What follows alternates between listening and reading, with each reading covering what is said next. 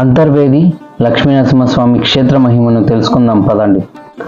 భారతదేశంలో పవిత్రమైన నదులు సముద్రంలో కలిసే ప్రదేశాలను అత్యంత పుణ్యక్షేత్రాలుగా భావిస్తారు.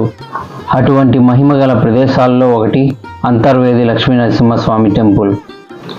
పచ్చని ప్రకృతి నడుమ గోదావరి నది సముద్రంలో కలిసే పవిత్ర సంగమ స్థలంలో వెలిసిన ఈ క్షేత్రం భక్తుల కోరికలు తీర్చే క్షేత్రంగా ప్రసిద్ధి పొందింది. అంతర్వేది కాకినాడ నుండి సుమారు 130 కిలోమీటర్లు, రాజమండ్రి నుండి 100 కిలోమీటర్లు, అమలాపురం నుండి 65 కిలోమీటర్ల దూరంలో ఉంది. ఇక్కడ గోదావరి నది సముద్రంలో కలిసే ప్రాంతాన్ని అన్నా చెల్లెల గట్టు అని పిలుస్తారు. ఈ క్షేత్రం నవనారసింహ క్షేత్రాల్లో ఒకటి. త్రేతాయుగంలో శ్రీరాముడు రావణాసుని సంహరించిన తర్వాత బ్రహ్మహత్య పాప విమోచనం కోసం ఈ క్షేత్రాన్ని దర్శించాడని పురాణాలు చెబుతున్నాయి.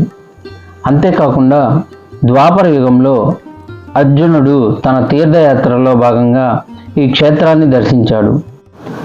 వశిష్ఠ మహర్షి కోరికపై శ్రీ మహావిష్ణువు లక్ష్మీ సమేతుడై ఇక్కడ నరసింహస్వామిగా వెలిశాడు. కృతాయుగంలో మహర్షులు అయిన వశిష్ఠుడు మరియు విశ్వామిత్రుడి మధ్య ఘర్షణ జరిగింది. అప్పుడు విశ్వామిత్రుడు తన మంత్రబలంతో హిరణ్యాక్షుడి కుమారుడు అయిన రక్తవిలోచనుడిని రప్పించాడు.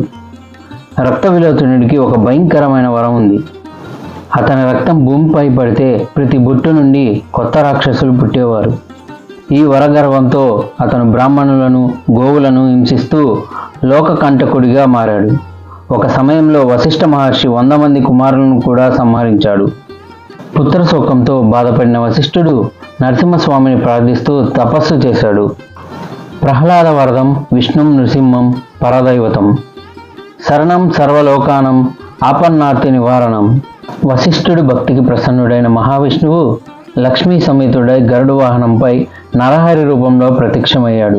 యుద్ధంలో నరసింహస్వామి రక్తవిలోచనుని గాయపరిచినప్పుడు రక్తం కింద పడి 1000 మంది రాక్షసులు పుట్టడం ప్రారంభమైంది. దీనిని అడ్డుకోవడానికి స్వామి మాయాశక్తిని సృష్టించారు. ఆమె గుర్రంపై స్వారీ చేస్తూ వచ్చింది. అందుకే ఆమెను అశ్వరుడాంబిక లేదా గుర్రాలక్క అంటారు. తన నాలుకను భూమి అంతటా చాపి రాక్షసుడి రక్తం నేలను తాకకుండా గాలిలోనే పట్టుకొని తాగేసింది. ఇలా చేయడం వల్ల రక్తం నేరుగా భూమిని తాకలేదు. తద్వారా కొత్త రాక్షసులు పుట్టకుండా ఆపగలిగింది. తర్వాత నరసింహస్వామి తన సుదర్శన చక్రంతో రక్తవిలోచనుని సంహరించాడు. మాయాశక్తి అలా నేలపాలు కాకుండా పట్టుకున్న రాక్షసుడి రక్తాన్ని ఒక ప్రవాహంగా వదిలిపెట్టింది. ఆ రక్తపు ప్రవాహమే ఒక నదిలా మారి రక్తకుల్య అని పిలువబడింది. ఈ నదిలోని నీరు ఎర్రటి రంగులో ఉంటుందని పురాణాలు చెబుతాయి. అంతర్వేదికి ఉత్తర దిశలో ప్రవహించే ఈ నది నేటికీ ఉంది. ఈ నదిలో స్నానం చేయడం వల్ల పాపాలు తొలగిపోతాయని భక్తులు నమ్ముతారు. రాక్షసుడిని సంహరించిన తర్వాత నరసింహస్వామి తన సుదర్శన చక్రాన్ని అంటిన రక్తాన్ని ఒక ప్రదేశంలో కడిగారు. ఆ పవిత్ర ప్రదేశమే చక్రతీర్థంగా ప్రసిద్ధి చెందింది. ఇక్కడ స్నానం చేయడం వల్ల పాపాలు తొలగిపోతాయని భక్తుల నమ్మకం. ఆ తర్వాత వశిష్ఠుడు ఆ స్వామిని తన ఆశ్రమంలోనే ప్రతిష్ఠించి నిత్యం పూజించాలనుకుంటాడు.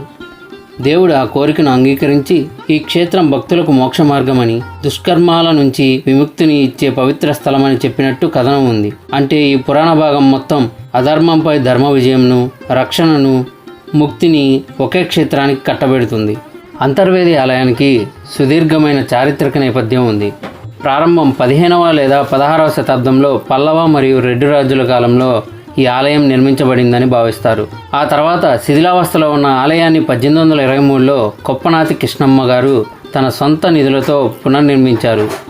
వీరు సుమారు 2000 ఎకరాల భూమిని ఆలయానికి విరాళంగా ఇచ్చారు. ముఖ్యంగా ఈ ఆలయం పడమర ముఖంగా ఉండటం ఒక విశేషం. ఇది ఆధ్యాత్మిక విజయాన్ని సూచిస్తుందని శాస్త్రాలు చెబుతున్నాయి.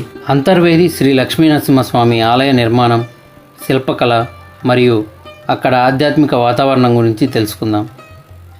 సాధారణంగా హిందూ దేవాలయాలు తూర్పు ముఖంగా ఉంటాయి, కానీ అంతర్వేది ఆలయం పశ్చిమ ముఖంగా ఉంటుంది. పురాణాల ప్రకారం పశ్చిమ ముఖంగా ఉండే ఆలయం విజయానికి సంకేతం. ఈ ఆలయం 5 అంతస్తుల విమాన గోపురాన్ని కలిగి ఉంది. ఆలయ ప్రవేశ ద్వారంలో గరుడ విగ్రహం మరియు హనుమంతుడి విగ్రహం ఉభయ పక్షాలలో ఉన్నాయి. గర్భాలయంలో స్వామివారు రాజ్యలక్ష్మి అమ్మవారితో కలిసి కొలువై ఉంటారు. ఒకే రాతిపై చెక్కబడిన ఏకశిలా అద్భుత శిల్పం. స్వామివారిని దర్శించుకునేటప్పుడు లభించే నిజరూప దర్శనం ఉదయం 6 గంటల నుండి 8 గంటల వరకు భక్తులకు అత్యంత పరవశాన్ని కలిగిస్తుంది. ప్రధాన ఆలయానికి సమీపంలోనే బ్రహ్మదేవుడు ప్రతిష్ఠించినట్లు చెప్పబడే పురాతన నీలకంఠేశ్వర స్వామి శివాలయం ఉంది. ఇది నరసింహస్వామి ఆలయం కంటే కూడా ప్రాచీనమైనదిగా భావిస్తారు.